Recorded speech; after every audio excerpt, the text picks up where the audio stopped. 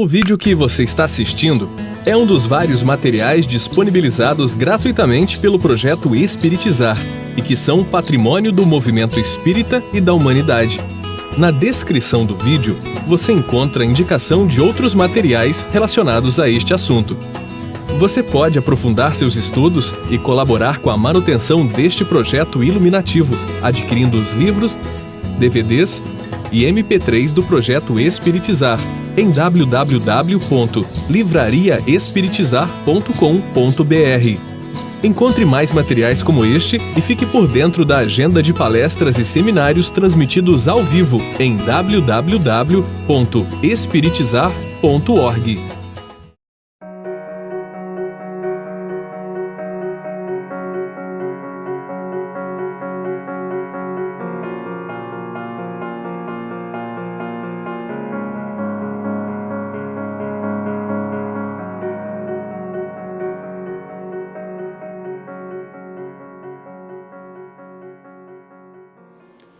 Como suprir a falta de um centro espírita. Na verdade, a maior atividade de evangelização não vai ser feita no centro espírita.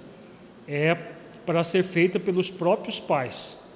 Por quê? Por mais que a evangelização infanto-juvenil aconteça de forma reflexiva, utilizando o método reflexivo consciencial que nós abordamos já, tudo isso seja feito, se não houver a formação moral no lar, não vai haver um trabalho efetivo. Por quê? A criança vai ficar no centro espírita 1 hora e meia por semana. A formação moral do lar é a mais significativa. Nós trabalhamos isso no primeiro semestre da educação da criança e do adolescente para a prática das virtudes no lar. Então, a nossa irmã pode ficar tranquila. Se ela fizer os esforços para educar os seus filhos moralmente dentro de casa, ela vai suprir qualquer falta que um centro espírita fará. Então, o importante é todo o esforço para desenvolver essas virtudes no lar, conforme nós já trabalhamos. É o primeiro módulo que nós trabalhamos de um modo geral no centro e no lar, já está disponível e logo vai estar o módulo 2 disponível também. Quando a criança é amada e conduzida a compreender o seu papel como espírito merecedor de aprender, como ser capaz de resolver os desafios, ela estabelece uma relação afetiva com as experiências. Esse é o núcleo, portanto, da segunda fase, auxiliar a criança a perceber uma relação afetiva com as experiências, como nós já comentamos. Somos convidados a manifestar um sentimento de amor ampliado por meio da atenção existencial. O evangelizador deve saber que toda experiência que acontece com a criança é uma experiência de um espírito imortal em evolução. É exatamente isso que o amor é capaz de fazer nas relações. Entende e compreende, sentindo a sua finalidade nas relações humanas. Então, como um desdobramento da aplicação afetiva, Honório propõe a atenção existencial. Como que se dá essa atenção existencial? Vendo a criança ou adolescente como um espírito imortal em evolução. Ao observar amorosamente essa criança, vendo ela como espírito imortal em evolução, nós vamos trabalhar essas duas virtudes que ele coloca aqui, o entendimento e a compreensão, para que as relações humanas sejam compreendidas na sua real finalidade, o aprimoramento de todos os espíritos imortais que estão envolvidos naquele processo. Quando temos atenção existencial com os aprendizes na evangelização, sentimos a atenção e nos ocupamos com eles. Queremos perceber as suas alegrias, as suas tristezas, as suas conquistas, os seus desaires.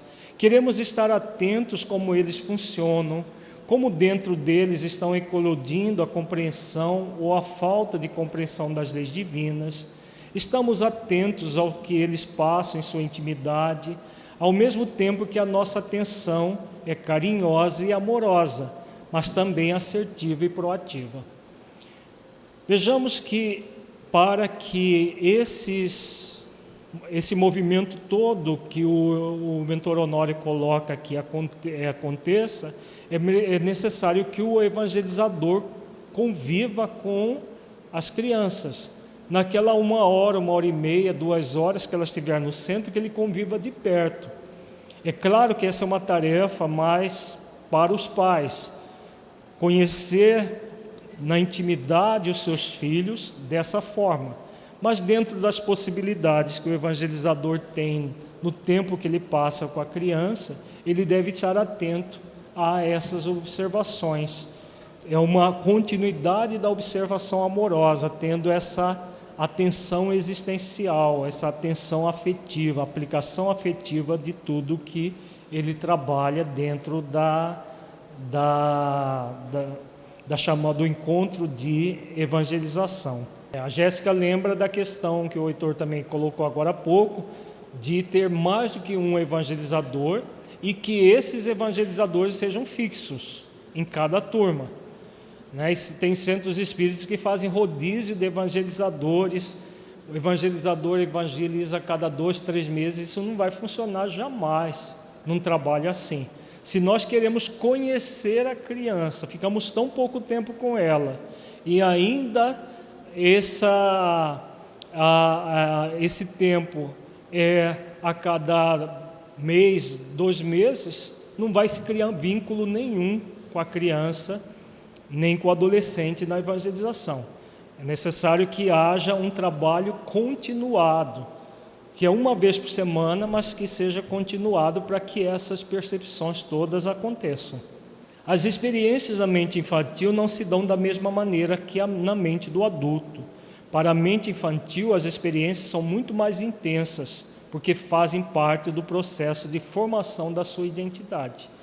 Então, vejamos que é muito séria a questão.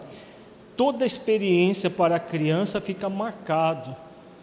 Nós que trabalhamos com psicoterapia, vemos às vezes situações de professores que tiveram uma única ação com uma criança e que gera um trauma para a vida inteira. Já trabalhamos uma vez uma pessoa que tinha uma fobia de falar em público que era desesperadora. E essa pessoa tinha uma profissão que precisava falar em público. E a dificuldade dela era no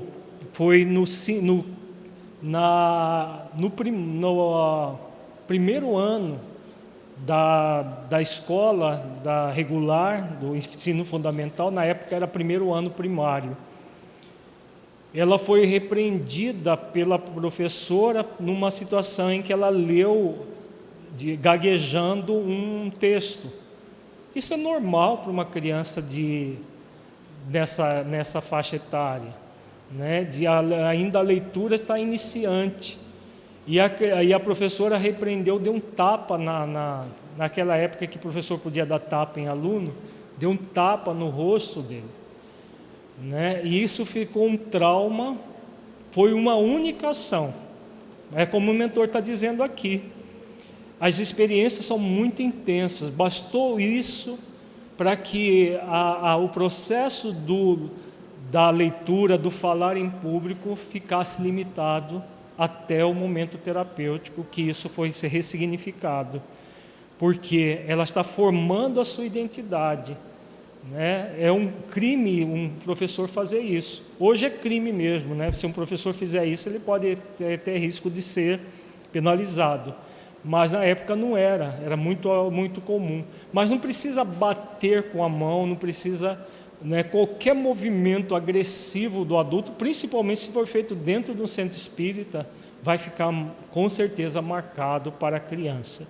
E toda experiência amorosa que ela tiver, mesmo que ela sofra violência em casa, essas experiências amorosas, no caso de crianças que lidam com essa situação, também vão ficar muito intensas. A experiência de amor que ela tem ali no centro espírita. Então é uma coisa muito séria a evangelização, principalmente a evangelização de crianças na periferia, das crianças socialmente carentes. Por isso a educação consiste em auxiliar as crianças a sentirem afetivamente as experiências que lhes chegam, como um recurso em que elas são convidadas, estimuladas a sentir suas capacidades de autoafeto, de autoacolhimento, de autoaceitação. Vejamos que aqui o mentor coloca 3 virtudes muito significativas que na evangelização, na educação pais e filhos devem ser trabalhadas: autoafeto, autoacolhimento e autoaceitação, para que ela não veja como uma aberração porque ela tem dificuldades de lidar com as experiências, para que ela não veja os processos da vida de uma forma negativista, mas que ela veja de forma otimista, realista, trabalhando em função do desenvolvimento dessas virtudes.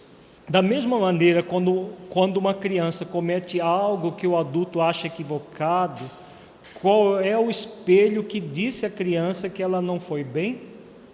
O jeito como o adulto lida com a experiência que diz à criança que ela é má, é inconsequente, é irresponsável.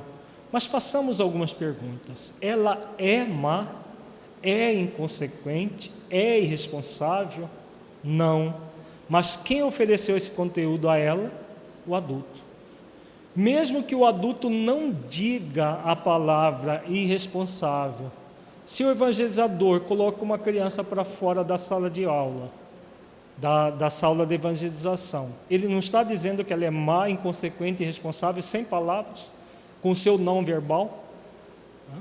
Então, agora ela é assim ou ela está assim? Naquele momento específico, ela cometeu uma ação equivocada.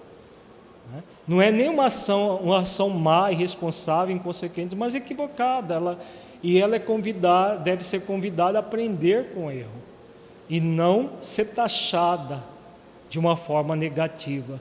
A nossa cultura é uma cultura ainda muito focada nisso, de confundir pessoa com comportamento.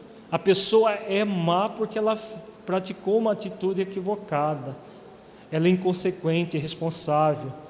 Isso nós aprendemos quando crianças, e a tendência do adulto a repetir aquilo que ele fez, que ele recebeu durante a infância. Nós somos convidados a ressignificar isso. Na evangelização é inadmissível isso. Este é um ponto-chave da educação para a prática das virtudes. Compreender como oferecer às crianças o entendimento de que as experiências são recursos da providência divina, oferecendo-lhe a capacidade de crescer e de se aprimorar. Mas se não houver uma mudança no aspecto intelecto-moral do adulto, em sua linguagem verbal e não verbal, em sua expressão na relação com a criança, isso não se torna possível. Por isso que ontem o dia inteiro nós trabalhamos na educação do evangelizador.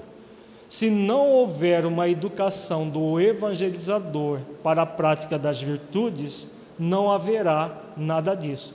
Tudo isso que nós estamos falando agora se torna teoria, se não houver um esforço de renovação dos próprios evangelizadores, é o que o mentor coloca aqui.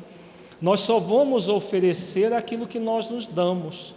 Se nós ainda nos vemos como seres pecadores, seres execráveis, seres que erram e que não temos jeito, nós vamos passar isso para a criança de uma forma verbal ou não verbal.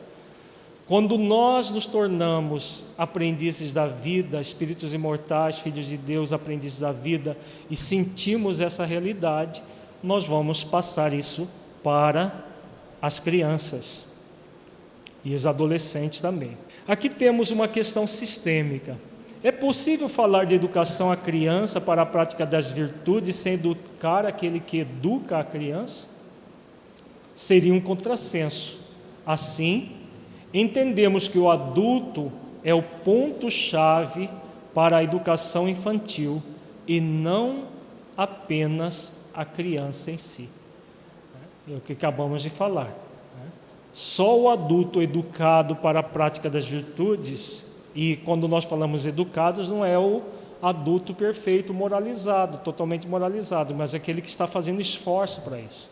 É que nós vamos ter isso para as crianças e adolescentes, tanto no lar quanto no centro espírita. A terceira fase do processo educativo é a do dever. Então nós temos observação amorosa, aplicação afetiva e o dever. Que dever é esse? A educação moral requer, portanto, observação amorosa, aplicação afetiva, ou seja, experiência voltada para a afetividade.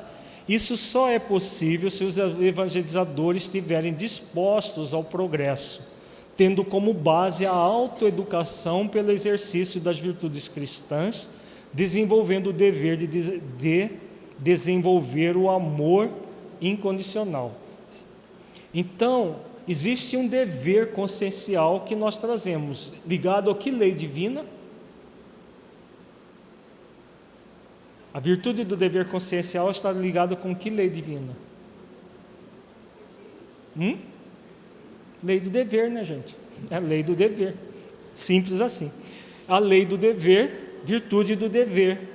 Então, se nós não conectamos com a lei do dever, praticando o nosso dever, como que nós vamos ensinar isso aos outros? Como que nós podemos ensinar isso aos nossos filhos, ensinar isso aos evangelizandos, os aprendizes no centro espírita? Não tem como.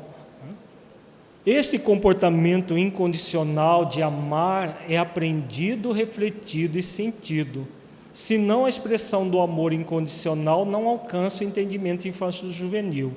Isso acontece por meio desse processo interior de se autoacolher, e acolher o outro, aceitar, compreender, educar por meio do dever, sendo uma das ferramentas fundamentais de construção da educação moral. Então o dever está intimamente ligado ao comportamento incondicional de amar. E nós, como adultos, já no processo de evolução, vamos ensinar às crianças e adolescentes a mesma prática. Tudo isso é possível de ser aprendido, refletido e sentido. Não é aquele movimento negativista, pau que nasce torto, morre torto.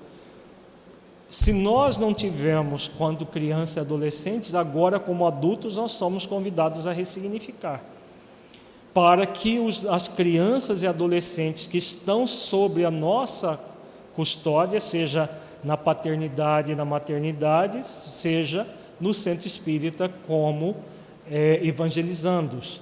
Nós vamos trabalhar isso para que alcance o entendimento infanto-juvenil, né? Que todos nós podemos desenvolver aquelas virtudes que falamos agora há pouco, afetividade, autoacolhimento, né? E autoaceitação, e ao mesmo tempo acolher o outro, aceitar o outro, aceitar a nós mesmos, aceitar o outro, compreender, porque isso faz parte do nosso dever.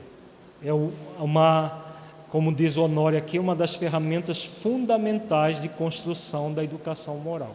É o dever de todos nós, dever que nós trazemos na consciência. Nós podemos não cumpri-lo, não ligar para esse dever, mas não convém não fazer isso.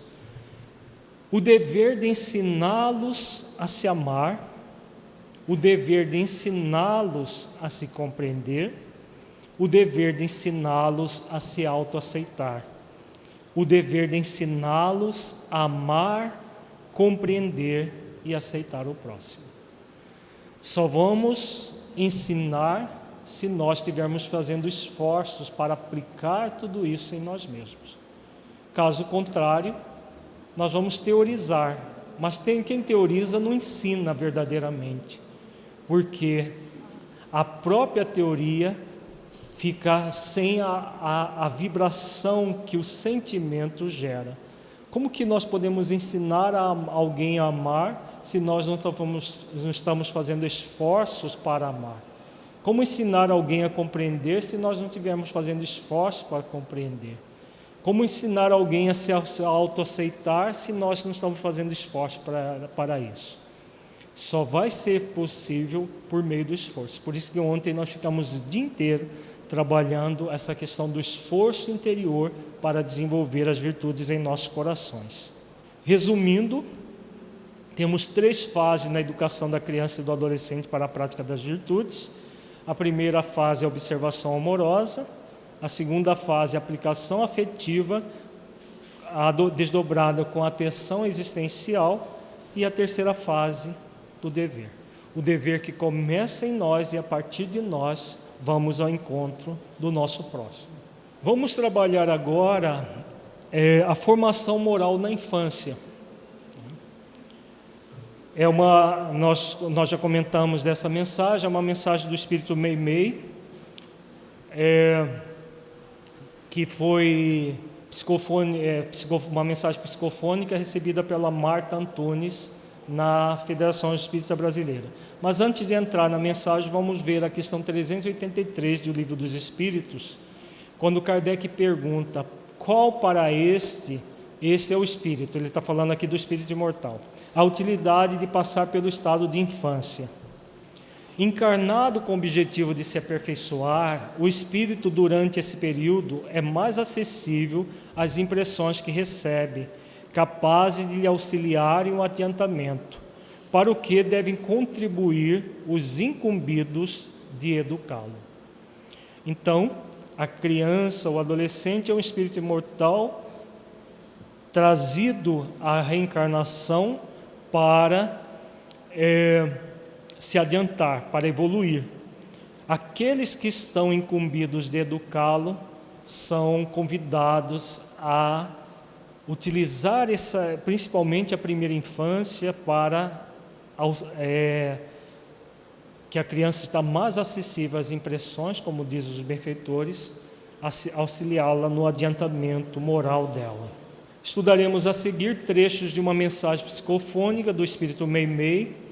Meimei é um pseudônimo, para quem não conhece, era uma evangelizadora ainda na época que o Chico Xavier era bem mais jovem. E ela desencarnou muito cedo, tem várias... O esposo dela era o Arnaldo, não me lembro do sobrenome, mas ele foi amigo do Chico Xavier durante muito tempo.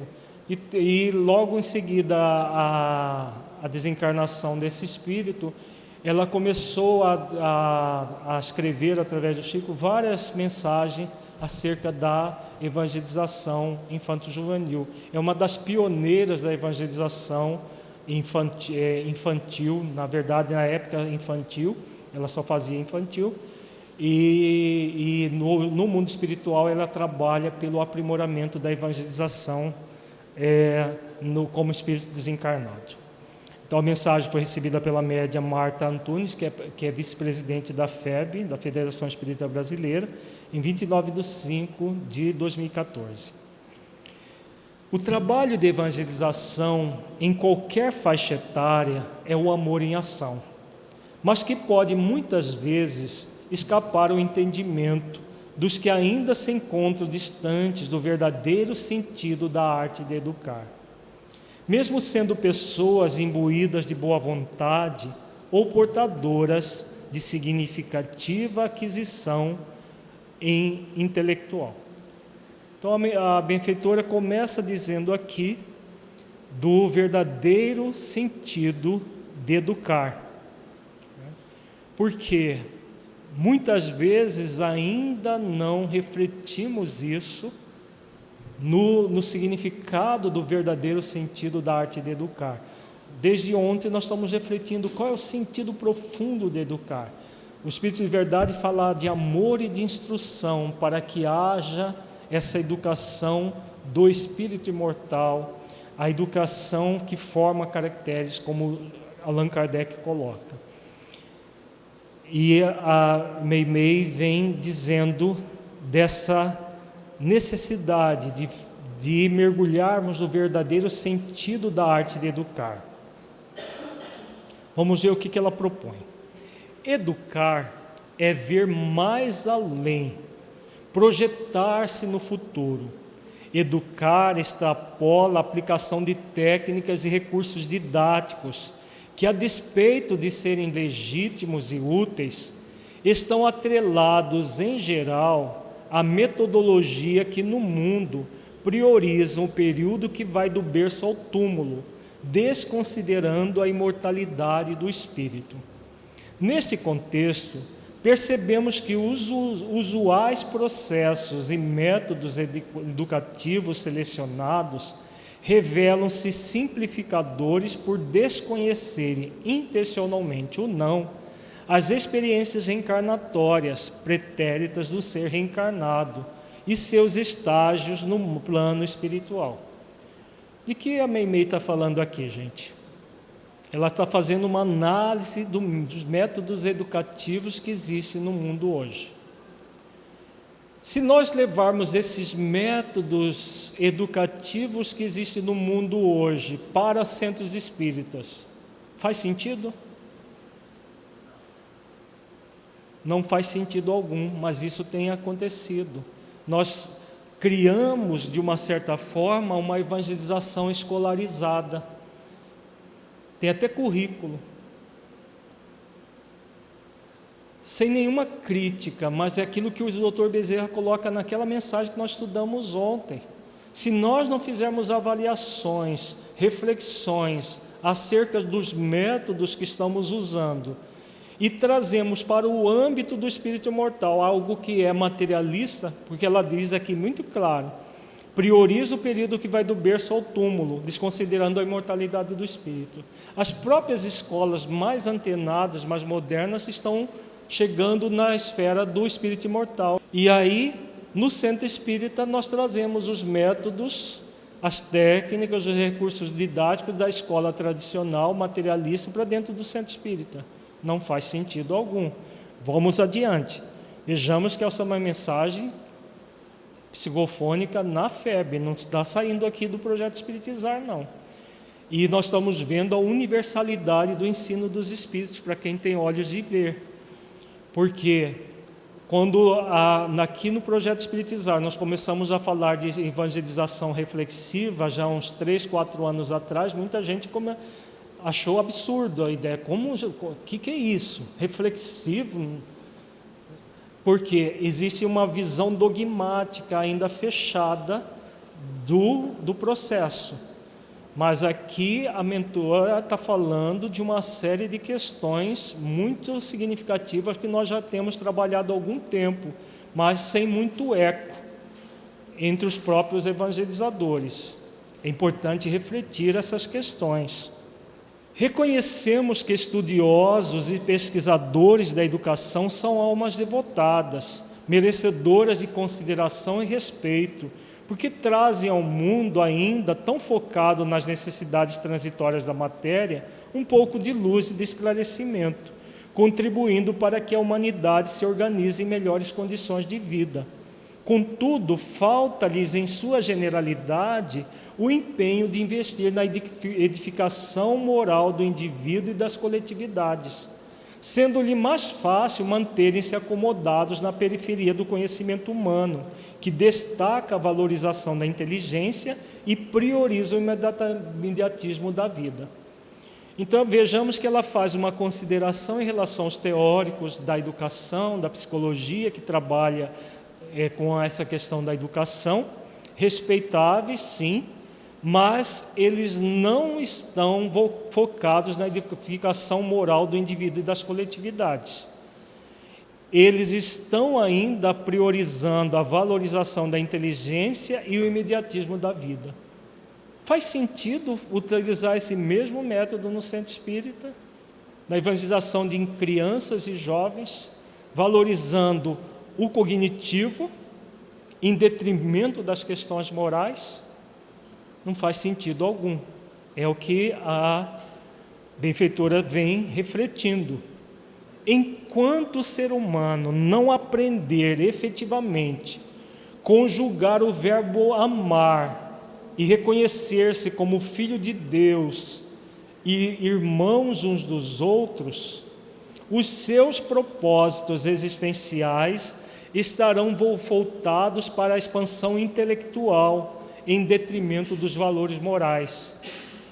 Para que a humanidade alcance melhor valor evolutivo, a educação deve associar inteligência e moralidade. Moralidade que extrapola teologias, normas e dogmas religiosos. Nós não falamos sobre tudo isso ontem, os dogmas que nós temos ainda no movimento espírita, a visão teológica, a visão dogmática, a visão puramente intelectual. Moralidade que extrapola teologias, normas e dogmas religiosos para se fundamentar em prática do bem, que analisa de forma reflexiva as consequências das próprias ações individuais e que adota como regra universal de convivência a milenar orientação recordada por Jesus: fazer ao outro o que gostaria que o outro nos fizesse. Não está muito clara a proposta reflexiva aqui? Vejamos, analisa de forma reflexiva as consequências das próprias ações individuais. O que nós estudamos sobre o método reflexivo consciencial? Não é o método para trabalhar exatamente o que a benfeitora propõe aqui? Você refletir sobre as leis divinas para trabalhar as consequências de tudo isso nas nossas ações, nas nossas atitudes. Então, já está passando da hora, essa mensagem é de 2014, já tem 2 anos, passando da hora de nós mergulharmos profundamente nessas orientações espirituais que estão surgindo não apenas aqui na Federação Espírita do Estado do Mato Grosso, mas estão surgindo em toda parte. Somos convidados a nos mobilizarmos com base nessas orientações.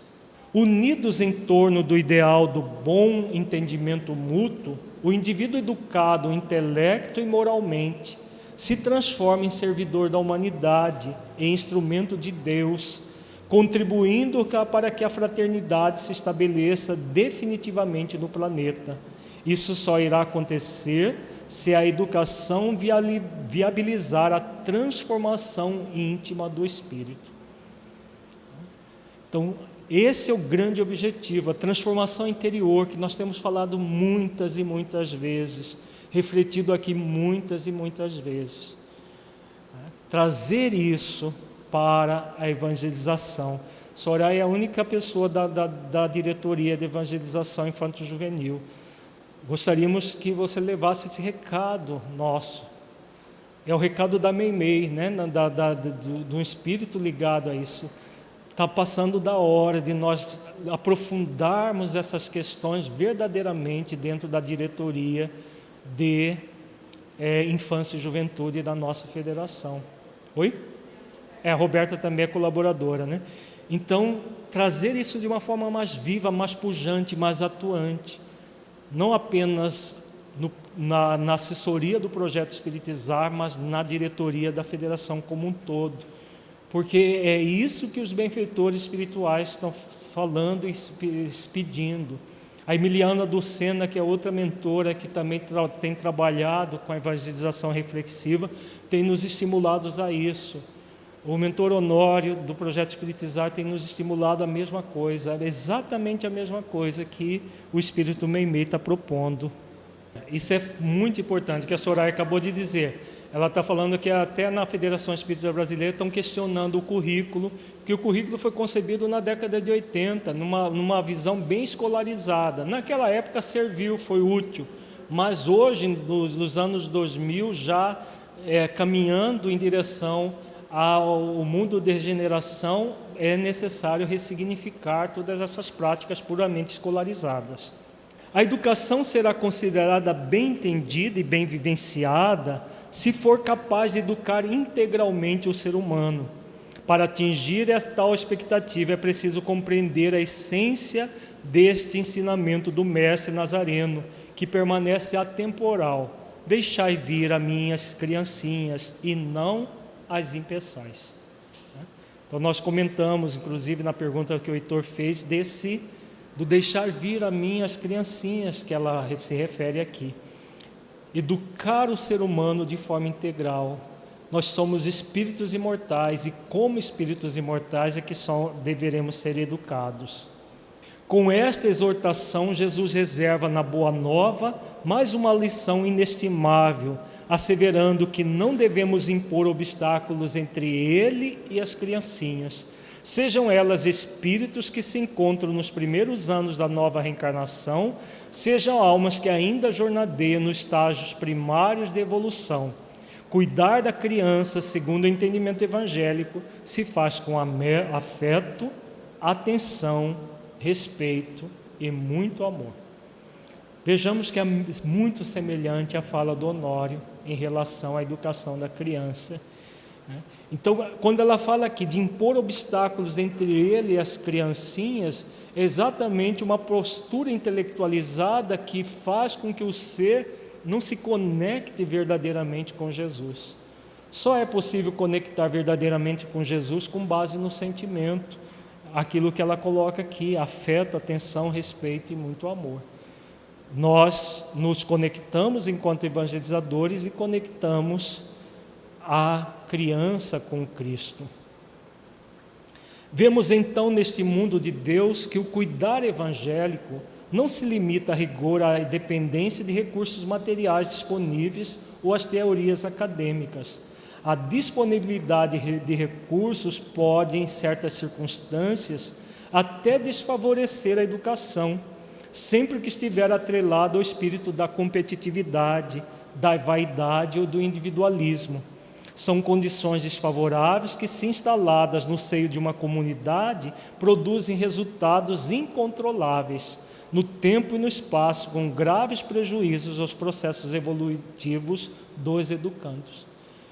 Então, aqui ela fala da competição, de todos esses valores materialistas. Eles estão gerando uma sociedade doente. E você leva isso aqui para dentro do centro espírita, aquilo que o Marco perguntou agora há pouco. Você estimula a competição, você estimula o intelectualismo, você estimula a vaidade intelectual, até em jogos dentro do centro espírita, ou dentro da evangelização, ou em confraternização, nós podemos estimular isso.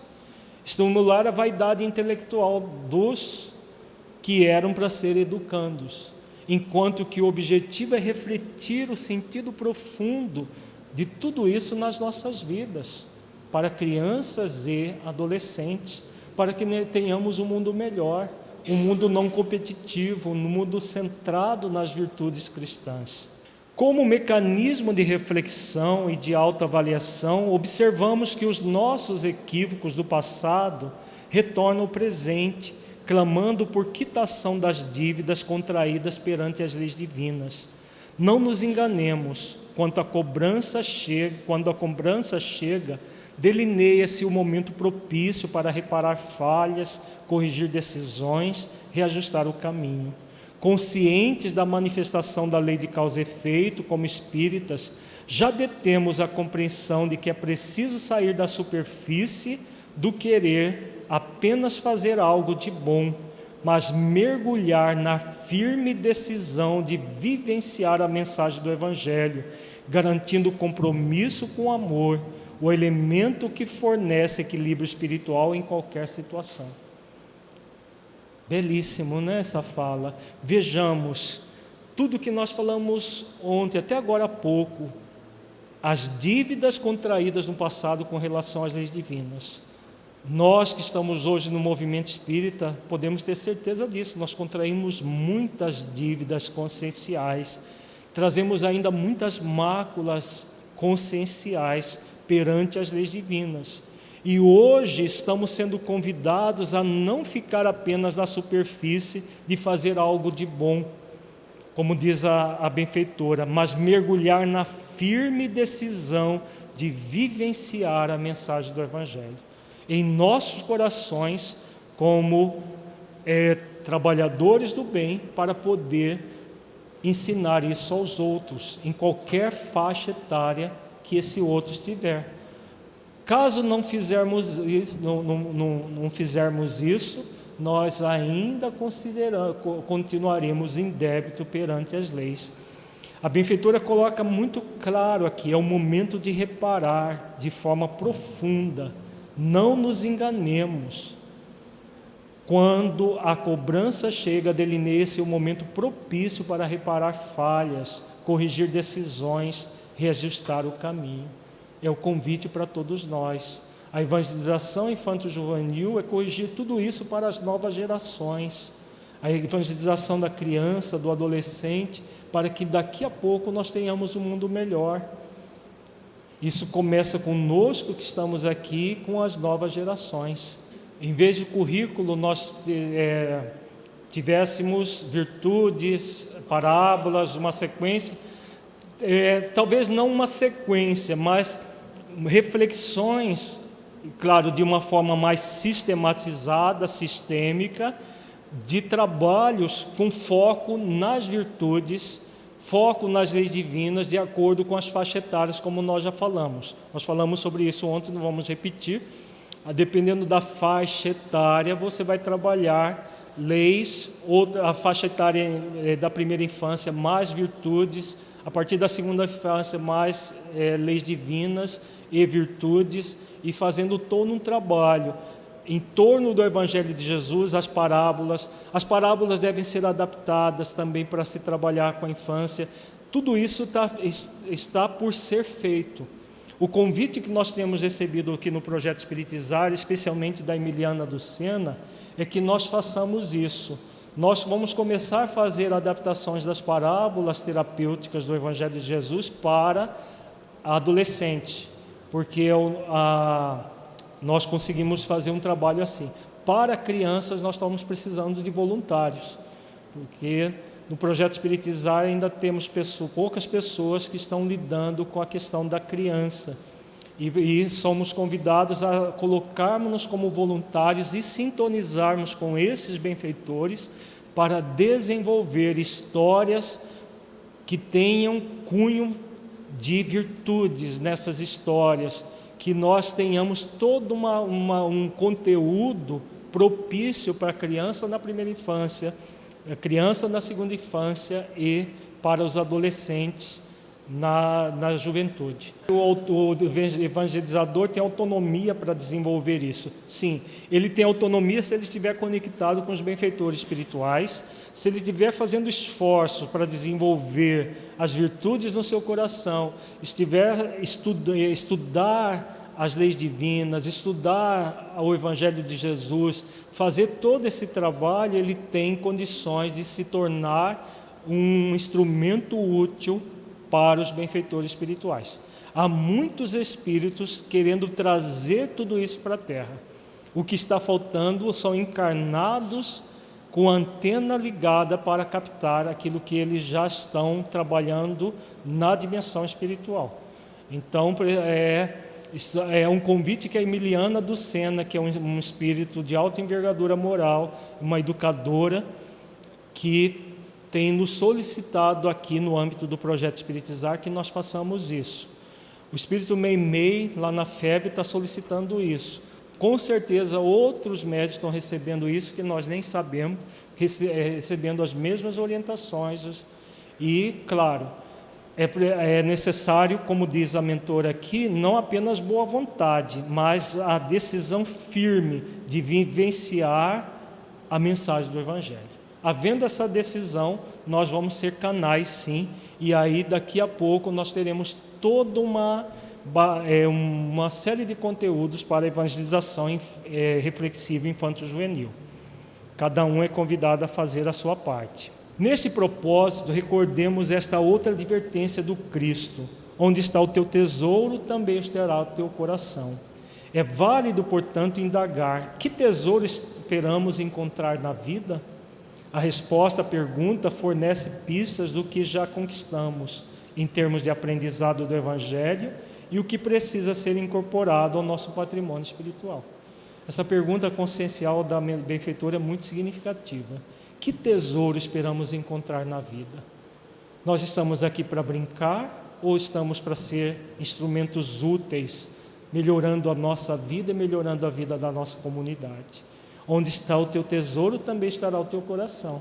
Se você coloca o tesouro nas questões sensualistas da vida, o seu coração vai estar ali.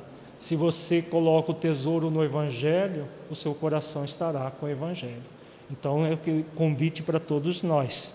Neste momento tão especial, pedimos então permissão aos irmãos e irmãs que envergam a vestimenta física para lembrar-lhes que é preciso caminharmos juntos, mantendo os passos alinhados aos propósitos do Evangelho de Jesus, visto que já se opera nos horizontes espirituais do planeta uma profunda e radical transformação. É aquilo que também nós já falamos aqui.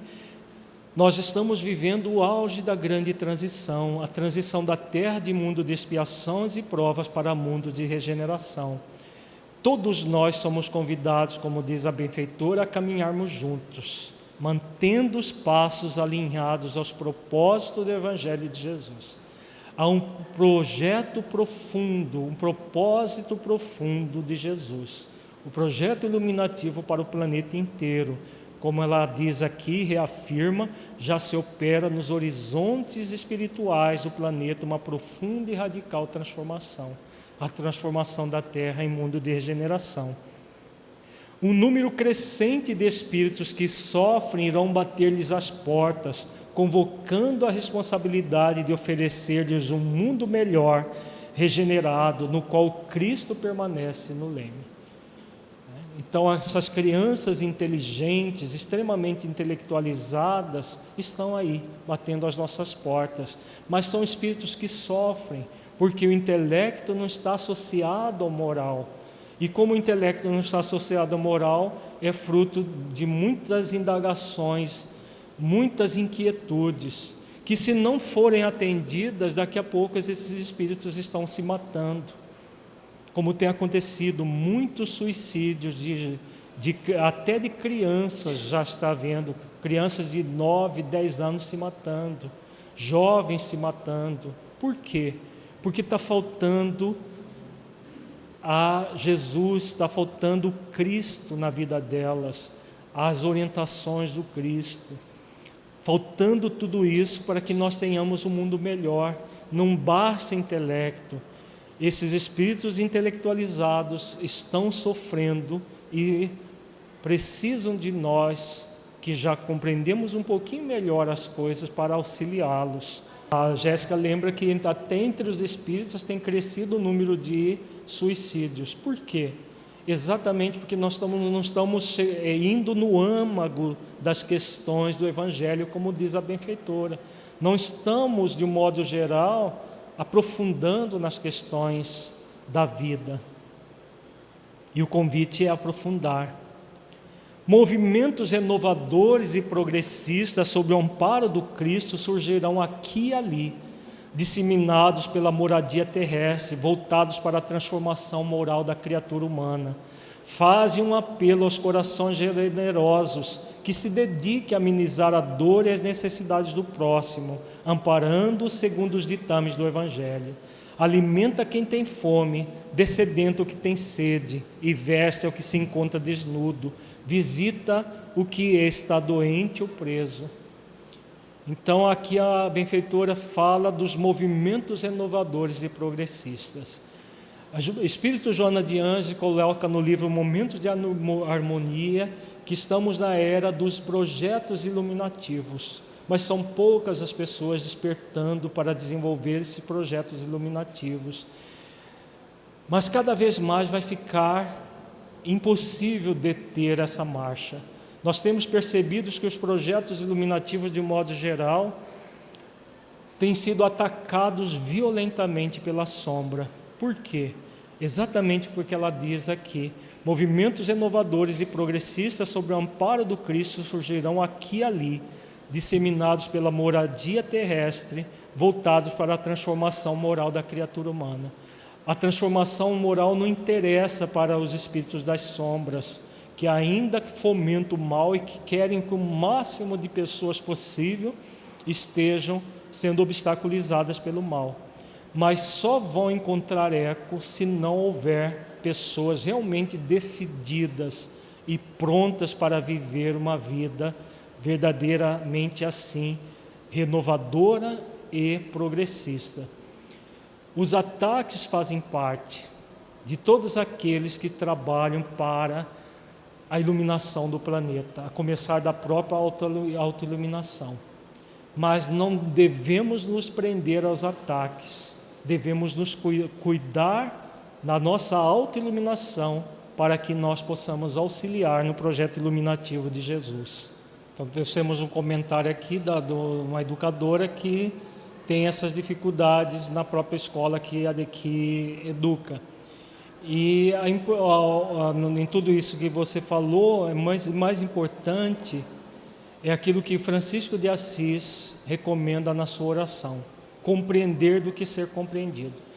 Porque se aqueles que estiverem voltados verdadeiramente ao Evangelho de Jesus quiserem compreensão do mundo, aí a coisa vai ficar complicada, porque ainda no mundo o movimento é de fomentar a sombra, e a sombra faz muito barulho, o mal faz muito barulho, e o bem é silencioso, o bem é convidado a compreender e não a ser compreendido.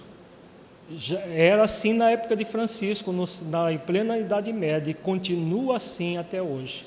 Então nós somos convidados a compreender aqueles que ainda não sintonizam com isso, porque quando nós compreendemos, nós não arrefecemos o nosso coração, nós continuamos fiéis e, cedo ou tarde, essa compreensão vai ser geral. Isso é válido para a escola comum, é válido para o centro espírita também. Milhares de espíritos endividados retornam às lides da vida física, confiantes de que serão amparados pela bondade do coração humano. Surgirão na vida de cada um vestidos da roupagem de crianças que imploram para não sofrerem ou provocarem qualquer tipo de abuso e traumas, condições que lhes inviabilizam o planejamento reencarnatório. Tudo isso nós já falamos, né? Nós estamos vivendo um momento da transição planetária, em que muitos espíritos inteligentes, milhares, como diz aqui, mas que são endividados perante as leis divinas, e que vêm confiantes de que serão amparados pelos pais espíritas, pelos centros espíritas, pelos pais que não são espíritas, mas que muitas vezes a criança acaba no centro espírita, como centros de periferia, e que elas contam em ser amparadas pela bondade do coração humano. Que nós façamos esses esforços. Como diz a benfeitora, as crianças imploram para não sofrerem ou provocarem qualquer tipo de abuso e traumas. Se no centro espírita nós somos causadores de traumas, aí a coisa fica complicada, né? Porque lá no centro espírita é para que ela seja acolhida com afetividade e amor, para que o planejamento reencarnatório seja efetivado. Bom, a Jéssica fala de uma criança de 7 anos, que ela própria acordou a mãe para poder ir para o centro espírita, né? Então, o espírito sedento de conhecimento, sedento do Evangelho. Faz-se necessário, todavia, agir com cautela, considerar que estamos diante de uma mudança gradativa que apenas se iniciou, mas não ignorar que pululam no mundo espíritos comprometidos com as sombras, e que assim possivelmente se manterão após o renascimento no corpo físico. São almas que não se acham ainda aliadas à causa do Cristo, mas aos próprios interesses. Surgirão em massa compacta, portadora de desenvolvida inteligência aplicada em diferentes áreas do saber. Então é outra questão que está acontecendo. Vêm espíritos sedentos do Evangelho e vêm espíritos também que ainda estão focados no seu próprio interesse, em várias áreas, inclusive que adentram o próprio movimento espírita para obstaculizar o projeto iluminativo de Jesus. Esses estão focados nos interesses próprios, na projeção da sua personalidade, mas é o joio misturado ao trigo, como nós falamos ontem também. É preciso então não se deixarem levar pelas aparências, encaminhando tais espíritos à segura orientação moral do Evangelho desde a idade precoce, a fim de auxiliá-los na própria melhoria espiritual.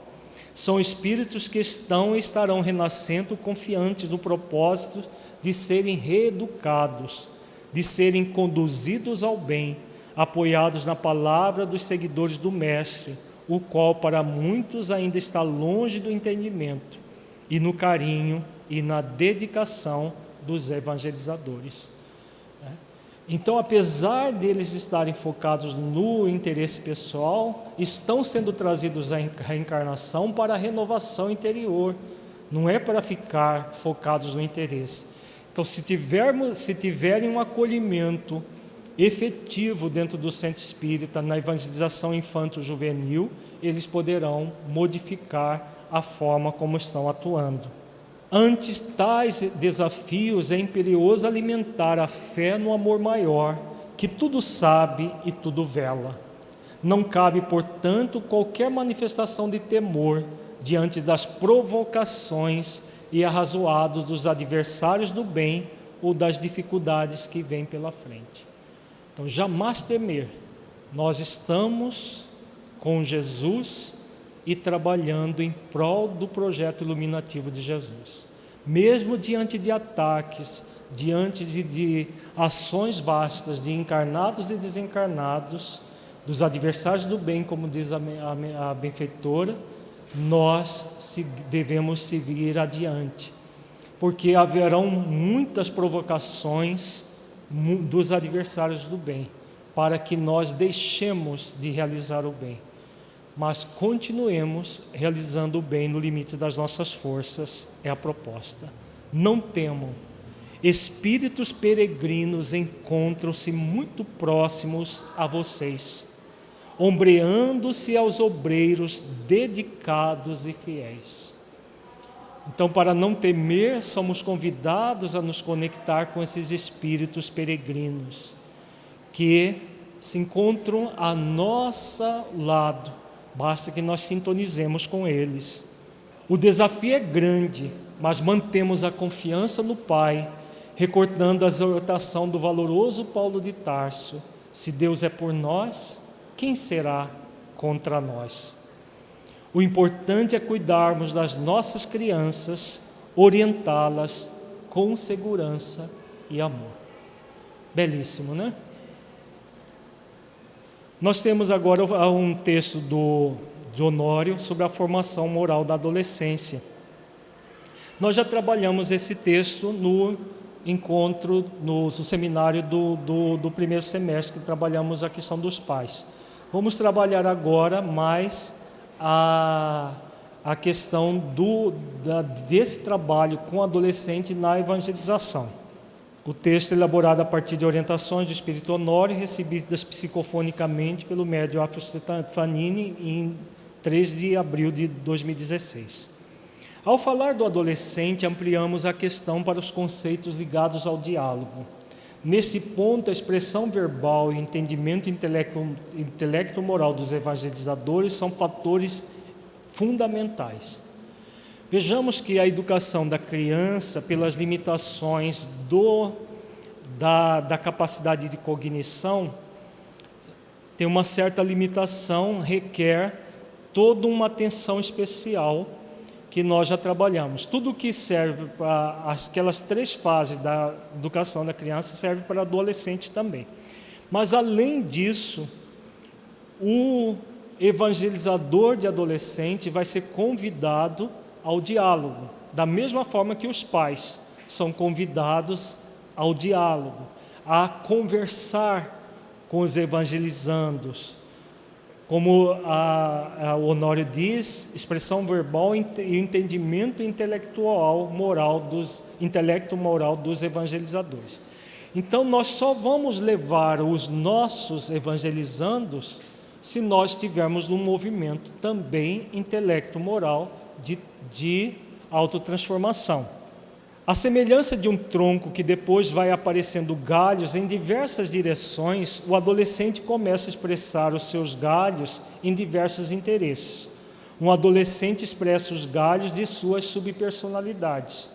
Então nós temos o conceito de subpersonalidades que o mentor coloca no livro Eu, Espírito Imortal. Nós trabalhamos isso no nosso seminário do primeiro semestre. Nós não vamos trabalhar detalhes das subpersonalidades agora pelo nosso tempo. Mas as subpersonalidades são as tendências que nós trazemos do passado espiritual que vão, na adolescência, assomam a nossa persona atual de uma forma muito mais intensa.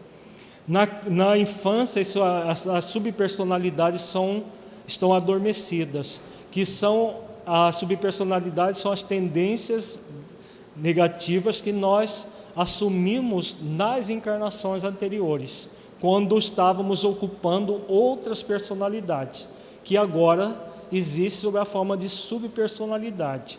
Nós estamos tendo a personalidade atual, que é a oportunidade reencarnatória, e na adolescência essas subpersonalidades começam a entrar em ebulição dentro do adolescente. Por isso que o adolescente tende a ser contestador, ele tende a rechaçar aquilo que se fala para ele, mas o evangelizador, assim como os pais, são convidados a superar essa limitação por meio do diálogo, das conversas francas, no caso da evangelização, conversar sobre os dilemas da vida que o adolescente manifesta muito intensamente.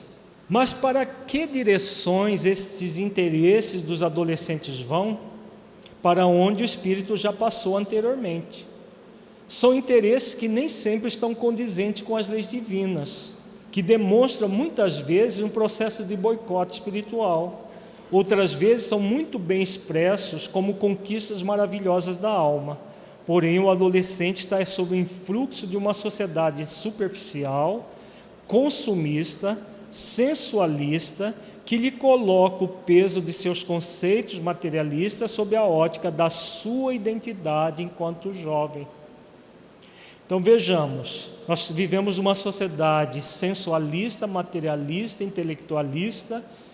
O jovem adolescente, esse espírito em evolução que traz uma série de limitações, uma série de conquistas, como diz o mentor, mas também uma série de limitações, está dentro dessa sociedade. Todas as tendências que ele traz vão se manifestar. Como a sociedade é materialista, onde ele vai encontrar valores reais? No lar, com os pais evangelizados e no centro espírita. Ele vai encontrar, pelo menos deveria encontrar, os valores reais da vida, para refletir sobre esses valores e não se perturbar, aprofundar questões do passado, tendências que ele traz do passado ao influxo da sociedade superficial, consumista e materialista, sensualista que o Honório coloca aqui. O que isso significa? Que na tentativa de construção de si mesmo, o adolescente vai buscar encontrar como ele se encaixa no mundo, como ele pertence a esse mundo. Mas que mundo é esse que ele quer pertencer? Se ele analisa o mundo no seu aspecto exterior, entende que pertencer a esse mundo é submeter-se a todas as questões que o mundo lhe oferece. Com o conhecimento que o Espiritismo oferece, a ideia sobre pertencimento pode levá-lo a uma outra reflexão, e isso se dá desde a infância. Então, na evangelização juvenil, nós vamos ter uma continuidade da evangelização infantil. Se todo o trabalho do exercício das virtudes começou lá desde a infância, quando chega na adolescência, vai ser muito mais facilitado o processo. Se não foi feito desde da infância, na adolescência é possível também fazer o trabalho, já com uma dificuldade maior.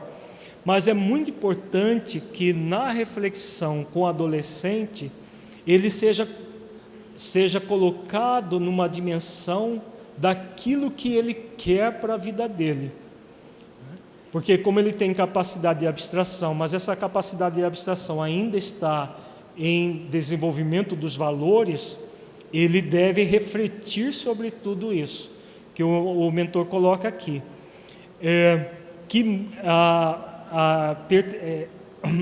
Se ele analisa o mundo no seu aspecto exterior, entende que pertencer a este mundo é submeter-se a todas as questões que o mundo lhe oferece. Esse mundo sensualista, intelectualista, superficialista, que o mentor colocou no texto anterior. Com o Espiritismo, com todas as orientações acerca do espírito imortal, ele vai ser convidado a refletir: eu quero viver como espírito imortal ou eu quero viver nesse mundo sensualista da forma como ele se apresenta?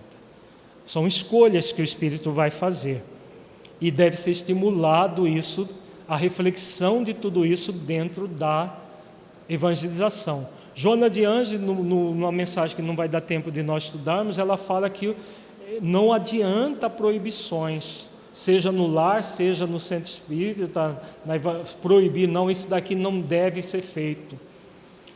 Jamais devemos fazer isso no centro espírita, porque não funciona, isso é coisa, é atitude dogmática dentro da religião. O convite é de refletir o sentido de cada coisa na própria vida. Quando chega na adolescência, é exatamente os pontos que os adultos podem auxiliar o adolescente em seus conflitos de variadas ordens, nos quais ele se encontra frente aos dilemas da vida. Então, é o que o mentor está dizendo aqui. Em vez de proibir, não, usar droga, você nem pensar, e nem se fala disso. Não é, no mundo de hoje, com informações de todos os tipos, não é dessa forma que nós vamos educar. Só vai se educar se trouxer a questão, refletir os prós e os contras, as questões que dizem respeito à utilização da droga, os prejuízos físicos, materiais, espirituais, né? As escolhas espirituais que nós estamos aqui para fazer, para ressignificar tendências do passado, tudo isso deve ser refletido na evangelização do jovem. De que forma? Lúdica, de uma forma reflexiva. Por exemplo, pega a parábola dos 2 filhos e reflete à luz de tudo isso. Todos os dilemas que os jovens passam estão ali na parábola, de uma forma bem, claro, metafórica, mas deve ser refletido com base nesses dilemas, né? Do dilema que ele está tendo na sua vida. Em relação à sexualidade, os dilemas que ele traz em relação a isso. Em relação à escolha profissional, os dilemas que ele tem também nessa área. Todos os dilemas que são extremamente conflitantes para os adolescentes, né? Cada vez mais conflitantes, num mundo cheio de informações, e informações muitas vezes distorcidas, informações materialistas, com um único ângulo da vida. Hoje existem sites até que ensinam as pessoas a morrerem, a suicidarem, né? A pessoa aprende na internet como se matar, vídeos no YouTube ensinando isso, até o método, mostrando como é. Então são várias coisas que geram muito conflito. Se não for trabalhado tudo isso dentro da evangelização e dentro da família, como que o adolescente vai poder lidar com esses dilemas da vida, né? Se ele não reflete isso? Se ele estiver estudando Vida em Júpiter, dentro da evangelização. Não que não possa ser estudado a vida no planeta Júpiter, mas, né, como um apêndice, como algo só de curiosidade, né? Vamos trabalhar as questões que dizem respeito à vida deles. É isso que eles estão pedindo.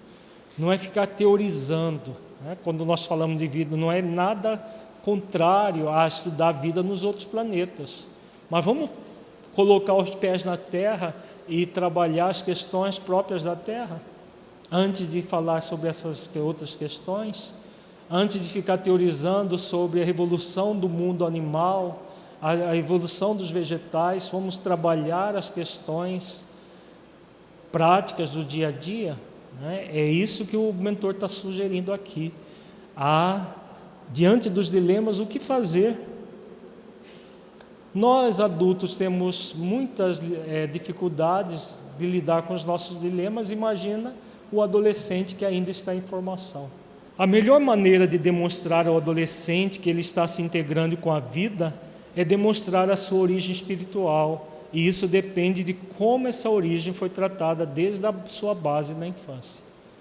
Se ele teve uma base na infância, ótimo, vai ser mais fácil trabalhar. Se ele não teve, é hora de começar a ter, para que ele se veja como espírito imortal frente a esses dilemas. Porque se não se ver como espírito imortal frente a esses dilemas, com base nas leis divinas da consciência, daqui a pouco ele vai estar enveredando pelos caminhos equivocados, podendo chegar até suicídios, situações muito graves, como nós temos visto acontecer. Não existe, portanto, uma diferenciação para a educação do adolescente para a prática das virtudes. Não existe uma ruptura entre uma etapa e outra. Não há como educarmos a criança de um jeito e termos uma outra forma para educarmos o adolescente. O rio é o mesmo, só que com duas diferenças. Um é o mesmo rio na nascente, o outro é o rio quando chega ao mar. O adolescente é o rio chegando ao mar, no mar da vida adulta. A criança é o adolescente ainda nascendo. Então, nós verificamos que o processo educativo é uma relação contínua. E tudo que nós falamos sobre a experiência e a afetividade na fase infantil se aplica também ao adolescente. Então, aquelas 3 fases que estudamos para a criança servem para o adolescente. Então, vamos ver que é uma mensagem do Espírito Joana de Anjos, só falta isso para nós concluirmos, que ela aborda no livro Adolescência e Vida a mensagem adolescente e a religião. A mentora ela traz uma série de questões que tem muito a ver com aqui a fala do mentor Honório. A religião desempenha um papel importante na formação moral e cultural do adolescente, por propiciar-lhe a visão da imortalidade, dilatando-lhe a compreensão em torno da realidade da vida e dos seus objetivos essenciais. Então, qual é o papel da doutrina espírita na evangelização? É essa transformação moral e cultural do adolescente. A mentora está falando da religião de um modo geral, mas nós vamos trabalhar a religião especificamente, o espiritismo, na nossa vida. Todo o objetivo da doutrina espírita é trabalhar essa realidade, a compreensão em torno da realidade da vida, dos seus objetivos essenciais. Vivermos como espíritos imortais que somos, para podermos gerar essa formação moral. A religião é portadora de significativa contribuição ética e espiritual no desenvolvimento do caráter e na afirmação da personalidade do jovem em desenvolvimento. Através dos seus postulados básicos, o educando nela aure a consciência de si e o começo do amadurecimento dos valores significativos, que se lhe incorporarão em definitivo, estabelecendo-lhe paradigmas de comportamento para toda a existência. Então aqui Joana destaca a contribuição ética e espiritual do desenvolvimento do caráter, na afirmação da personalidade do jovem em desenvolvimento. E aquilo tudo que nós falamos ontem, quando Allan Kardec fala que a educação é, sobretudo, a educação moral que institui novos hábitos, que forma novos caracteres, diz o codificador. Então, a educação moral ela é feita a partir dessa visão do espírito imortal com um compromisso de conectar-se com os valores significativos da vida. E isso, para o adolescente, é fundamental para desenvolver, como diz a mentora, a consciência de si. Mesmo quando na fase adulta, por essa ou aquela razão, a religião é contestada ou colocada em plano secundário, ou mesmo combatida, nos alicerces do inconsciente permanecem os seus paradigmas, que de uma ou de outra forma conduzem o indivíduo nos momentos de decisão significativa ou quando necessita mudar de rumo, ressurgindo informações arquivadas que contribuirão para a decisão mais feliz. Olha como é importante isso que a mentora acabou de dizer. Há uma tendência do adolescente de contestar. Então, ele que vinha desde a infância sendo trabalhado na evangelização infantil, trabalhado em casa para a educação das virtudes, muitas vezes chega na adolescência por causa das subpersonalidades que emergem naquele momento, ele contesta. Pode chegar no nível de contestação tal que ele deixe o centro espírita, que ele deixe o espiritismo, coloque de lado. Mas aí a mentora diz muito claramente, mesmo quando isso acontece, vai ficar o alicerce na mente dele. E esse alicerce que foi colocado conduz o indivíduo nos momentos de decisão significativa quando necessita mudar de rumo. Mais tarde, quando os embates da vida, quando o sofrimento bater a porta dele, são as informações, é todo o processo formador na infância e na adolescência que vão emergir para que ele possa ter uma atitude correta diante da vida, corrigindo rumos, ressignificando as diretrizes que traçou para si mesmo. Como diz ela, a mentora, para uma decisão mais feliz. O adolescente traz em si o arquétipo religioso que remanesce das experiências de outras encarnações, o que o leva à busca de Deus e da imortalidade do Espírito, de forma que, reencontrando a proposta da fé, assimila com facilidade no início, graças aos seus símbolos, mitos e lendas do agrado da vida infantil. Depois, através das transformações dos mesmos, que passam pelo crivo da razão e se vão incorporar ao seu cotidiano, auxiliando na distinção do que deve realizar, assim como daquilo que não lhe é lícito fazer, por ferir os direitos do seu próximo, da vida e da paternidade de Deus. Aqui a mentora coloca por que acontece isso. Mesmo que ele rechace a religião, ele traz, como todos nós trazemos, o arquétipo religioso, que vem do passado espiritual, é aquilo que está lá no Livro dos Espíritos. O ser humano é um ser religioso por excelência. A ideia de Deus é inata em nós, mesmo que depois, com o passar do tempo, com o intelectualismo, nós rechaçamos essa ideia em algum momento da nossa existência, como espíritos imortais, ela vai ficar ali, viva dentro de nós. E, como está viva dentro de nós, momentos oportunos de renovação, de colocação dessas ideias vão ser aproveitadas pelo Espírito. Então, na evangelização de juventude, vai ser sempre útil tudo aquilo que for trabalhado, né? Para que ele aprenda, como diz a mentora, tudo que é lícito fazer e não agir de forma ilícita, ferindo os direitos do seu próximo, da vida e a paternidade de Deus. Mesmo que ele rechace posteriormente, cedo ou tarde aquilo vem vivo dentro dele. É relevante o papel da religião na individuação do ser. Não permite a dissociação de valores morais, culturais e espirituais. reunindo-os em um todo harmônico que lhe proporciona a plenitude.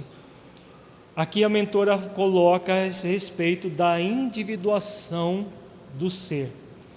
A individuação é o processo da iluminação, é um termo criado pelo psiquiatra Jung, que significa todo um trabalho interior de autoiluminação em direção à verdade, à prática das virtudes do espírito imortal.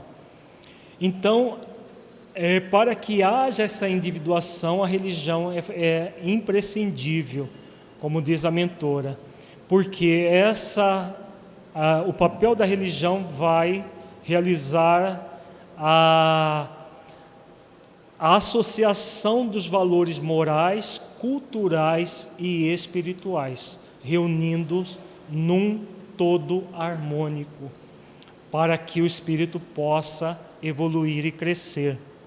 Na adolescência, os ideais estão em desabrochamento, abrindo campo para os postulados religiosos que, bem direcionados, norteiam com segurança os passos juvenis, poupando o iniciante nas experiências humanas a muitos dissabores e insucessos nas diferentes áreas do comportamento, incluindo aquelas de natureza sexual.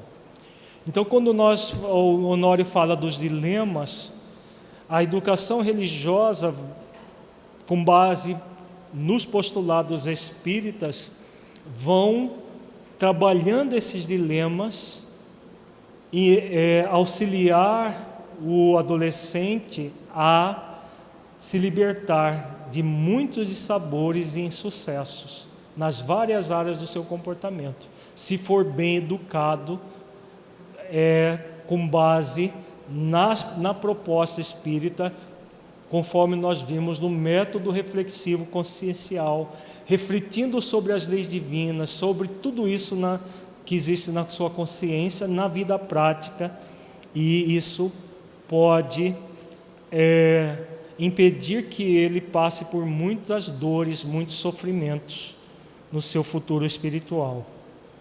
Não será por intermédio da castração psicológica, da proibição, mas do esclarecimento quanto aos valores reais e aos aparentes, aos significados do prazer imediato e à felicidade legítima, futura, predispondo à disciplina dos desejos, ao equilíbrio da conduta que resultarão no bem-estar, na alegria espontânea, sem condimentos de sensualidade e de servidão aos vícios. Simultaneamente, a proposta religiosa esclarece que o ser é portador de uma destinação superior, que lhe cumpre enfrentar, movimentando os recursos que lhes jazem latentes e convocando para o autoaprimoramento. Então vejamos que a mentora é muito clara e lógica aqui. O papel da religião não é de castração, de proibir. Jamais nós vamos, na evangelização de jovens, proibi-los qualquer coisa, porque a proibição só gera um aguçamento do desejo egóico. Tem até um ditado: tudo que é proibido é mais gostoso. É o desejo egóico de adentrar aquilo que foi proibido. Isso é castração psicológica. Vejamos que o trabalho com base nos dilemas vai gerar aquilo que a mentora coloca aqui, o esclarecimento quanto aos valores reais e aos aparentes, aos significados do prazer imediato e à felicidade legítima. Então nós temos uma série de dilemas que conduz o jovem, ao adolescente, a determinadas práticas.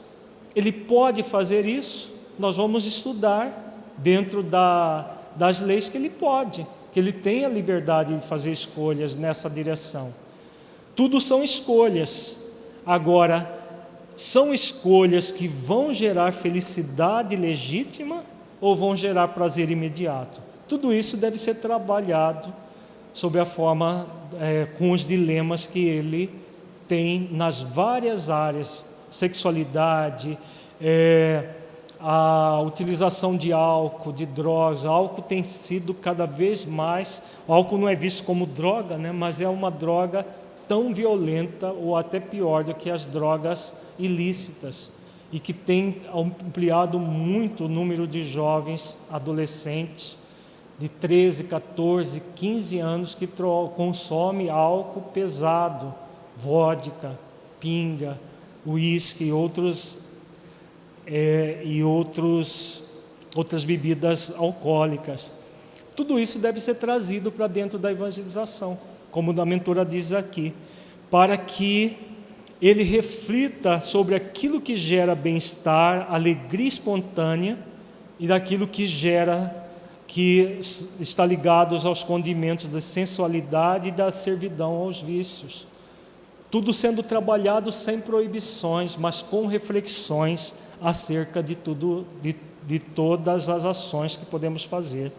Quando o adolescente não encontra os paradigmas da religião, torna-se amargo e inapto para enfrentar desafios, fugindo com facilidade para a rebeldia ou o sarcasmo, portas de acesso à delinquência e ao desespero.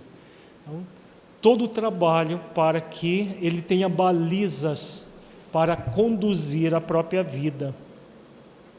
A religião objetiva é essencialmente conduzir ou reencaminhar a criatura ao Criador, auxiliando-a a reconhecer a sua procedência divina, que ficou separada pela rebeldia da própria conduta, graças ao livre-arbítrio, à opção de ser feliz, conforme seu padrão imediatista, vinculado ao instinto, em detrimento da sublimação dos desejos que permitiriam alcançar a paz de consciência. Então, mais uma vez, ela traz aqui a reflexão sobre a questão do livre-arbítrio, de ser feliz, a opção de ser feliz, conforme o seu padrão imediatista vinculado ao instinto. Se eu dar vazão aos meus instintos, eu vou ser feliz. Pura ilusão, né? Mas isso deve ser refletido e não simplesmente falado que isso é ilusório. A trabalhar para que haja a sublimação dos desejos por consciência de si e não por proibições, porque é assim que alcança a paz de consciência. Tudo isso também trabalhado na evangelização.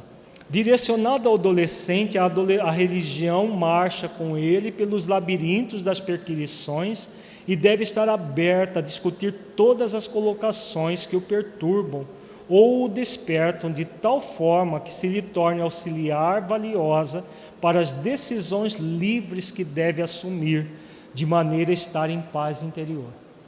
Vejamos a beleza disso aqui.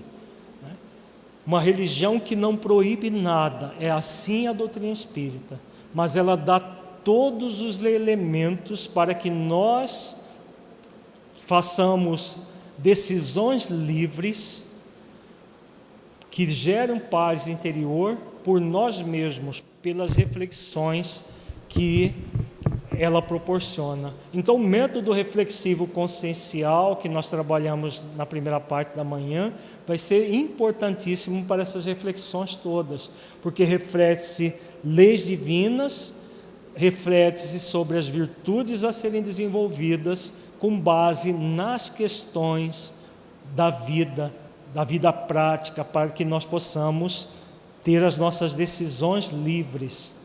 Nesse sentido, o Espiritismo, explicando a anterioridade do espírito ao corpo, a sua sobrevivência à morte física, o mecanismo das reencarnações, demonstra que a luta é o clima ideal da vida e ninguém cresce sem a enfrentar. A resignação não significa aceitar o insucesso, o desar de maneira passiva, porém compreendê-los, investindo valores para superá-los na próxima oportunidade.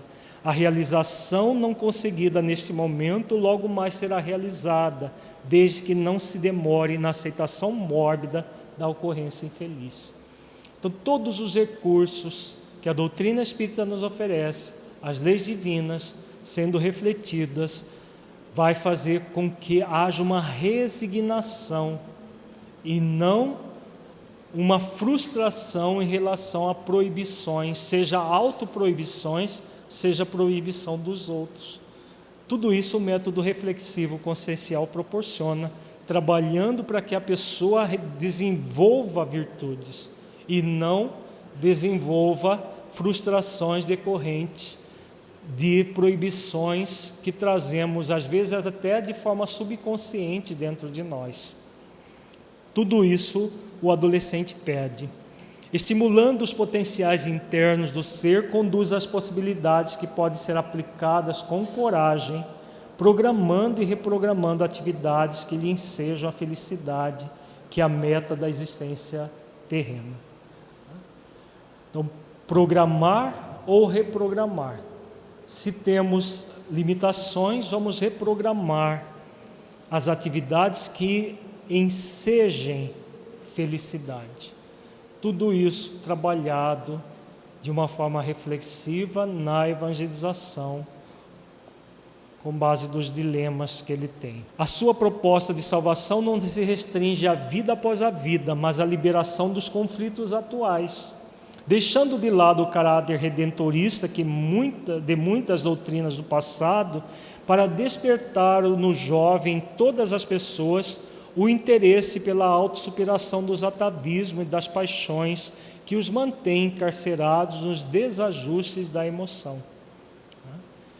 Então, novamente, a aventura aqui coloca dos conflitos. Nós trabalhamos bastante a questão dos conflitos existenciais ontem. Esses conflitos são próprios do ser humano, ainda no nível evolutivo que estamos, vamos ter muitos conflitos.